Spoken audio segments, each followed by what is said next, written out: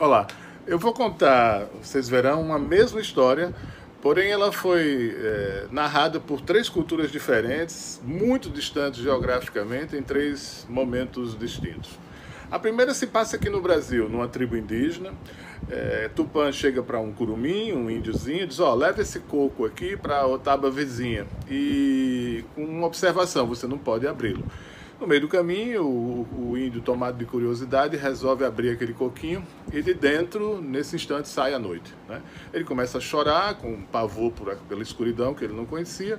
Tupã vem ao seu socorro, mas diz: bom, por conta da sua transgressão, agora existirá a noite. Uma parte do dia será escura. Né? Então é assim que surgiu a noite no mundo. Essa mesma história, quer dizer, uma versão dela está entre os gregos, né? Como parte do castigo a Prometeu, que havia furtado o fogo dos deuses, o todo-poderoso Zeus decide criar a primeira mulher e mandá-la para os homens, não é? Especialmente para a casa do irmão de Prometeu, Epimeteu, e junto com Pandora vem uma caixa, né? E com a instrução de que ela jamais deve abri-la. Porém, tomada de curiosidade, ela resolve destampar a caixa, de onde saem todos os males do mundo.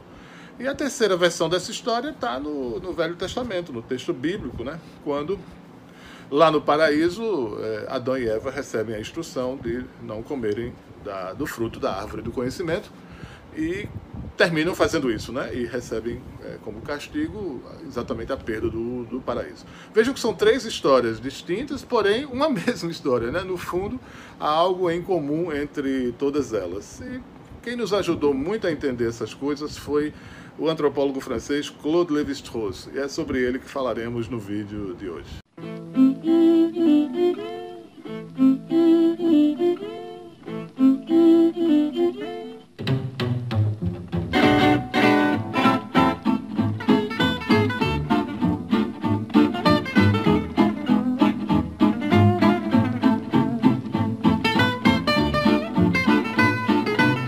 Claude Lévi-Strauss nasceu na Bélgica, em Bruxelas, em 1909, e de uma família de franceses, judeus alsacianos. Daí esse nome, né? Não confundir com o jeans, não é? Também um jeans famoso, Lévi-Strauss, que é de um outro judeu alemão que foi para os Estados Unidos e criou aquela calça tal, né? Que os vaqueiros americanos usavam e que foi particularmente difundida na Europa a partir da Segunda Guerra Mundial. Pois bem, Claude Lévi-Strauss aqui é o antropólogo. Ele fez sua formação, sobretudo ensino médio e universidade na França. Ele estudou inicialmente Direito, né, na Sorbonne, depois Filosofia, obteve sua agregação em Filosofia, tornou-se professor no ensino médio na França. Mas não estava muito satisfeito com essa posição e um dia sua vida passou por uma grande reviravolta. Ele recebeu um telefonema e junto com esse telefonema um convite para fazer parte de uma missão acadêmica que viria para São Paulo. Uma missão acadêmica que está por trás da criação da USP, né? Então ele fica alguns anos aqui no Brasil como professor na Universidade de São Paulo e realiza duas expedições, duas grandes viagens ao Mato Grosso e à Amazônia, onde ele toma contato com populações indígenas, Bororo e Nambiquara, e daí ele passa por essa reviravolta, né? Ele deixa de ser filósofo e se torna antropólogo, né? Todo esse processo de conversão, essas viagens, a experiência que para ele foi decisiva no Brasil, né? O contato com as populações indígenas, com fotos, relatos de todo esse percurso, se encontra numa obra chamada Tristes Trópicos, né? Que é um texto escrito num tom muito pessoal, com muitas fotos e reflexões mais intimistas, vamos dizer assim, um livro um tanto melancólico, né, sobre essa experiência toda. Ele foi sempre um pessimista incorrigível, né, acreditava que o gênero humano jamais melhoraria. E morreu idoso, né, Lévi-Strauss morreu em 2009 com 100 anos de idade, assim. Pois bem, então, depois dessa passagem pelo Brasil, ele retorna à França, mas aí vem a guerra, a ocupação da França e ele tem que ir para os Estados Unidos. Lá ele passa por outra transformação importantíssima, que é o contato que ele teve com um outro exilado, que era o linguista russo Roman Jakobson. E com o Jakobson ele teve um contato estreito com a linguística e teve a intuição de que aquele modelo da linguística podia ser aplicado no campo das ciências sociais, quer dizer, entender os fenômenos sociais como sistemas de signos. E a partir daí, Lévi-Strauss começa toda uma obra dedicada, né, ao que seria as bases de uma antropologia estrutural. Tudo isso está nesse livro aqui, e ele se torna um dos pioneiros do estruturalismo, né? retorna à França, tem uma carreira universitária, né, brilhante, teve ligações com a Unesco, né, ele escreveu Raça e História, que é um livro muito importante para a desconstrução das ideias do racismo, né, muito fortes na Europa naquele contexto pós-guerra, né? Pois bem, ele acabou entrando para o Collège de France em 2009, para a Academia Francesa, quer dizer, foi um intelectual extremamente reconhecido em vida, né? Lévi-Strauss contribuiu, sobretudo, para a desmistificação de dois grandes preconceitos que, de certa maneira, permeavam as ciências sociais de então, e notadamente a antropologia. Um deles é o etnocentrismo, né? Essa tendência que o observador de uma cultura alheia tem de fazer essa observação a partir das categorias de sua própria cultura. E a segunda, quer dizer, um olhar assim um tanto afastado, né, da cultura que ele observa, porque está preso ao seu ponto de vista. E o outro preconceito é o evolucionismo, né, que se o etnocentrista não reconhece a diversidade cultural, o evolucionista, ao contrário, ele reconhece essa diversidade, mas ele faz um julgamento, né, quer dizer, todas as culturas deveriam evoluir, seguir a mesma trajetória da cultura ocidental. Então, por isso, para um evolucionista, há estágios diferentes de desenvolvimento das culturas, algumas sendo civilizadas, né, e outras primitivas, né.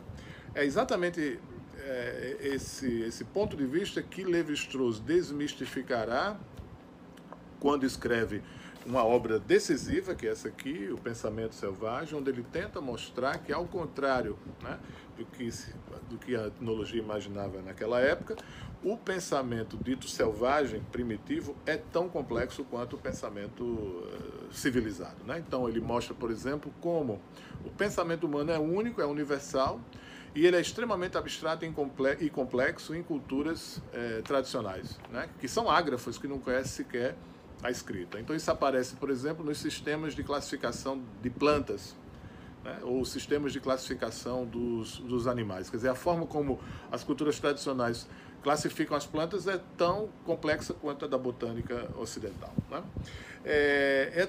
Lévi-Strauss também analisa essa complexidade do pensamento primitivo a partir dos mitos, né? Quer dizer, os mitos têm lógica e têm sentido. Eles não são relatos supersticiosos, não. Quer dizer, eles são construções anônimas, são narrativas anônimas que tentam dar ordem ao mundo, né? Fornecer uma explicação sobre o mundo. E aí uma das revoluções que Lévi-Strauss propõe na compreensão desses mitos é exatamente numa analogia com a música. Ele foi muito apaixonado pelas artes e ele faz essa analogia, né? Mito e música, quer dizer, você só pode compreender o mito dentro de uma totalidade, né? E é por isso que um mito ele não se deixa compreender a partir dos seus elementos mais simples, mas ele precisa ser visto como uma frase dentro de uma partitura orquestral. Quer dizer, eu não leio a frase isoladamente, mas eu tenho que ler o todo para poder ter uma compreensão, né? Pois bem, então ele desmistifica a visão tradicional dos mitos como narrativas, né, supersticiosas, fábulas, etc., e propõe uma releitura desse fenômeno, né? E tudo isso, de certa forma, essa complexidade do pensamento dito selvagem já aparecia numa outra obra de Lévi-Strauss anterior, que é